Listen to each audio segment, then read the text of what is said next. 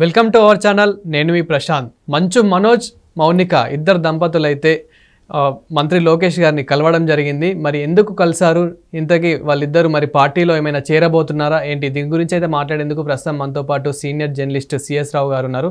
నమస్తే అండి. నమస్తే సార్. మంచు మనోజ్ అదేవిధంగా మౌనిక ఇద్దరైతే మంత్రి లోకేష్ గారిని అయితే కలిసారు. సో మరి ఏమైనా టీడీపీలో చేరబోతున్నారా ఏంటి?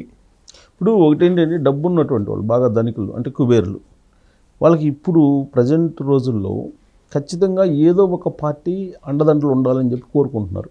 ఒక రాష్ట్రాల్లోనే కాదు, కేంద్రంలో చూసుకున్నా దేశవ్యాప్తంగా కూడా మనకి అటు కేంద్రం సపోర్ట్ అన్న ఉండాలి, లేదంటే రాష్ట్ర ప్రభుత్వాన్ని సపోర్ట్ ఉండాలి అనేటువంటి యాంగిల్లో చాలామంది ఇప్పుడు ఏదో ఒక పార్టీకి అలైడ్ అవుతున్నారు, డైరెక్ట్గానో ఇండైరెక్ట్గానో, ఇంక్లూడింగ్ సినిమా వాళ్ళు కూడా. ఈ మధ్యకాలంలో సినిమా వాళ్ళు కూడా కొన్ని రోజులు బీఆర్ఎస్ పార్టీతో నడిచారు, తర్వాత కాంగ్రెస్ పార్టీతో నడవాల్సిన అనివార్య పరిస్థితి కూడా ఈ మధ్యకాలంలో ఏర్పడింది మనం చూస్తే హైదరాబాద్ టాలీవుడ్కి సంబంధించి. అలాగే మంచు ఫ్యామిలీ అనేది గతంలో కూడా తెలుగుదేశం పార్టీ తోటి ఉన్నారు, ఆ తర్వాత వైఎస్ఆర్ కాంగ్రెస్ పార్టీకి వెళ్ళారు. అంటే రాజకీయాలతో సంబంధం ఉన్నటువంటి వాళ్ళు, ప్రత్యక్షంగా రాజకీయాలతో సంబంధం ఉన్నటువంటి వాళ్ళు, మోహన్ బాబు కానీ లేదంటే ఆ ఫ్యామిలీ. అంటే మొన్నటి వరకు కూడా జనసేనలకు కూడా వెళ్తున్నాడు ఏమో అని చెప్పేసి కూడా ప్రచారం జరిగింది. సో అంటే ఒకసారి రాజకీయాలు వైపు ఆలోచిస్తున్నారు అనగానే ఇంకా రకరకాల ఊహాగానాలు వస్తాయి, ఏ పార్టీలోకి వెళ్తున్నారు ఏంటి అనే దాని మీద. అయితే ఇప్పుడు జరుగుతున్నటువంటి పరిణామాలు కనుక మనం గమనిస్తే మంచు విష్ణు వర్సెస్ మనోజ్ వార్ నడుస్తుంది.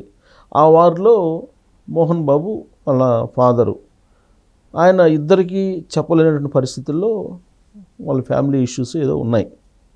అయితే ఈ ఫ్యామిలీ ఇష్యూస్ కంటే ముందు రాజకీయంగా తీసుకుంటే మనకి 2019 ఎన్నికల్లో చంద్రబాబు నాయుడు గారికి వ్యతిరేకంగా పనిచేశారు మోహన్ బాబు.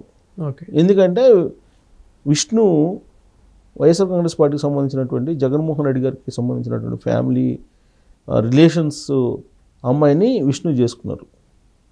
సో దాంతో వైఎస్ ఫ్యామిలీకి మంచు ఫ్యామిలీకి బాగా దగ్గర బంధం ఏర్పడింది. రాజశేఖర రెడ్డి గారు బతుకున్నప్పటి నుంచే వీళ్ళకి బాగా దగ్గర సంబంధాలు ఉన్నాయి. అంతకుముందు ఎన్టీ రామారావు గారు ఉన్నప్పుడు అప్పుడు తెలుగుదేశం పార్టీతో ట్రావెల్ అయ్యారు. ఆ తర్వాత చంద్రబాబు గారితో కూడా కొన్ని రోజుల పాటు ట్రావెల్ అయ్యారు. ఆయన రాజ్యసభ కూడా ఇచ్చారు మోహన్ బాబుకి తెలుగుదేశం పార్టీలో.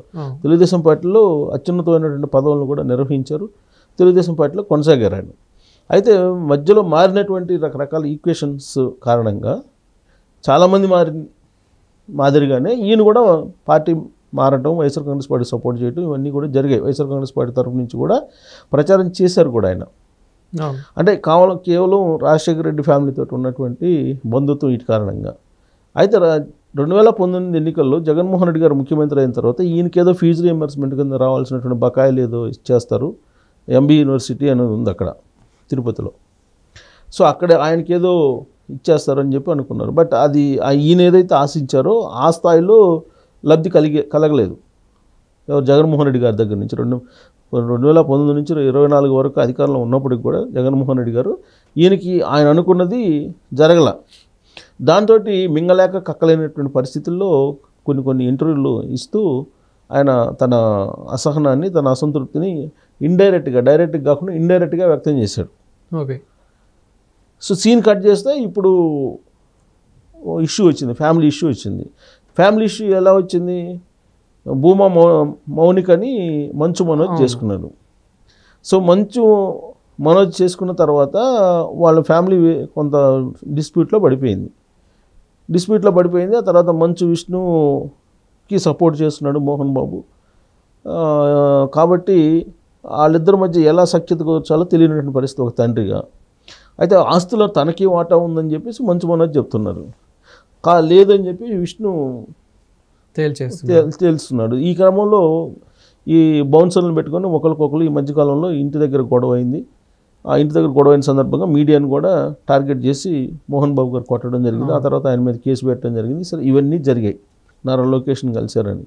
కారణం ఏంటంటే నారా లోకేష్ కానీ, లేదంటే మంచు మనోజ్ కానీ, మౌనిక కానీ, లేదా అఖిలప్రియ మాజీ మంత్రి ఆవిడ కానీ, వీళ్ళంతా ఏంటంటే కొంచెం అటు ఇటుగా ఏజ్ ఉన్నటువంటి వాళ్ళు, ప్లస్ ఆ చదువుకునే రోజుల్లోనో లేదో ఏదో ఒక సందర్భంలో వీళ్ళు పరిచయం ఉన్నటువంటి వాళ్ళు. బహుశా ఆ పరిచయంతో మంచు మనోజ్ అలాగే మౌనిక ఇద్దరు వెళ్ళి ఉండొచ్చు. ఆల్రెడీ అఖిలప్రియ తెలుగుదేశం పార్టీలో ఉన్నారు ఇప్పుడు. సో భూమా దంపతులకు ఉన్నటువంటి రెప్యుటేషన్ ఏదైతే ఉందో ఆ రెప్యుటేషన్ని, ఆ రాజకీయాన్ని నిలబెట్టాలి ఆళ్ళగడ్డలో, నంద్యాలలో అనేది అటు అఖిలప్రియ అలాగే మౌనిక యొక్క లక్ష్యం. అది ఇప్పుడు మోహన్ బాబు ఇష్యూ అయిపోయింది. ఇది పొలిటికల్ ఇష్యూ కాస్త మోహన్ బాబు ఫ్యామిలీ ఇష్యూ అయిపోయింది. సో ఇప్పుడు ఫ్యామిలీ ఇష్యూలో ఇప్పుడు వైఎస్ఆర్ కాంగ్రెస్ పార్టీ మద్దతు విష్ణుకి ఉంది, అంటే వాళ్ళతో అలయడం అయి ఉన్నారు కాబట్టి. ఇంకొక వైపు ఏంటంటే మోహన్ బాబు అలాగే నందమూరి ఫ్యామిలీకి సంబంధించిన బాలకృష్ణ గారు ఇద్దరు కొంచెం మంచి రిలేషన్స్ కలిగి ఉంటారు. కాకపోతే చంద్రబాబు నాయుడు గారితో కొంత థిక్ రిలేషన్స్ లేవు ఎవరికి, మోహన్ బాబుకి మధ్యలో కొంచెం గ్యాప్ వచ్చింది.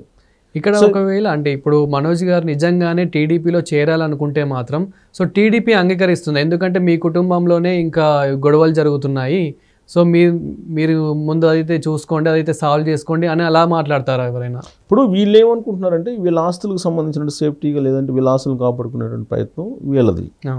బట్ ఒక పొలిటికల్గా ఆలోచిస్తే, పొలిటికల్ కోణం నుంచి ఆలోచిస్తే భూమా ఫ్యామిలీ అనేది పొలిటికల్ ఫ్యామిలీ. అఖిలప్రియ ఆల్రెడీ వాళ్ళ వారసత్వంగా తెలుగుదేశం పార్టీలో ఆవిడ మంత్రి అయ్యారు.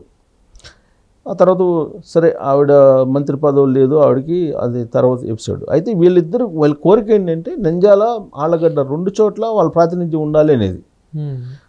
మౌనిక కూడా పొలిటికల్ ఫ్యామిలీ నుంచి వచ్చారు కాబట్టి పొలిటికల్గా ఉండాలి అనుకుంటున్నారు. కారణం ఏంటంటే ఆ మధ్యకాలంలో హైదరాబాద్లో కూడా కేసులు అయినాయి, ల్యాండ్ కేసులు. సో పొలిటికల్గా బలహీనంగా ఉన్నందువల్ల ఈ ఆస్తులు సంపాదించుకోలేకపోతున్నాం అనేటువంటి ఫీలింగ్ ఉండొచ్చు. ప్లస్ మనోజ్కి కూడా ఇప్పుడు అండలేదు. ఇప్పుడు మోహన్ బాబు, విష్ణు ఇద్దరు ఒకటయ్యారు. వైట్ అయినప్పుడు మనోజ్ ఏకాకి అయిపోయారు. సో కాబట్టి పొలిటికల్ అండ కావాలని చెప్పి కోరుకొని ఉండొచ్చు వీళ్ళ యాంగిల్లో. అటువైపు నుంచి పార్టీ ఏంటి, సరే వీళ్ళు వచ్చేవాళ్ళు ఎవరైనా వస్తారు, వెల్కమ్ అనొచ్చు కూడా. అది ఇప్పుడున్నటువంటి పరిస్థితుల్లో వాళ్ళకి పదవులు ఇస్తారా కీలకమైనవి అంటే అలాంటి పరిస్థితి ఉండకపోవచ్చు.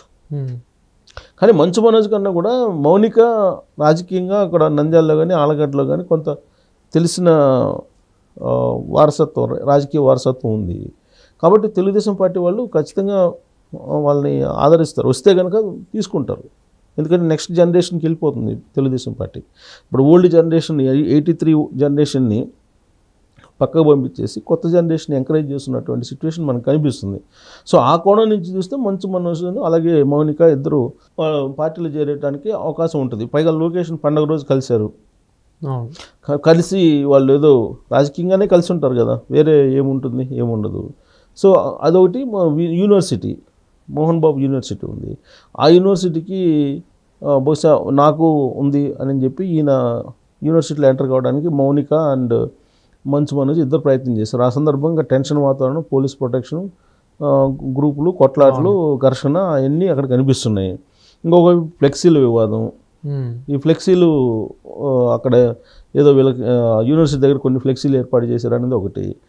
సో ఇవన్నీ చూస్తే కనుక ఖచ్చితంగా పొలిటికల్ ఎంట్రీ అనేది వీళ్ళ ఆస్తుల కోసం లేదంటే వీళ్ళ గొడవలను పరిష్కరించుకునే దానికి ఎవరికి వాళ్ళే పొలిటికల్ డయాస్ కోసం వీళ్ళు ప్రయత్నం చేస్తున్నారు. ఆ ప్రయత్నంలో భాగంగా లోకేష్ గారిని కలిశారు. బట్ అక్కడ ఉన్నటువంటి పరిస్థితులను బట్టి లోకేష్ తీసుకుంటారా లేదా అనేది మనం కొన్ని రోజులు వెయిట్ చేయాలి. ఎందుకంటే అటు జనసేనలో కొన్ని రోజులు అన్నారు, అవును, ఆ కొన్ని రోజులు బీజేపీలో అన్నారు, రకరకాలుగా ఉన్నాయి. లోకేష్ని కలిశారు కాబట్టి బహుశా మౌనిక కోణం నుంచి ఆలోచిస్తే తెలుగుదేశం పార్టీలో చేరేదానికి అవకాశం ఉంది. Thank you sir. Thank you.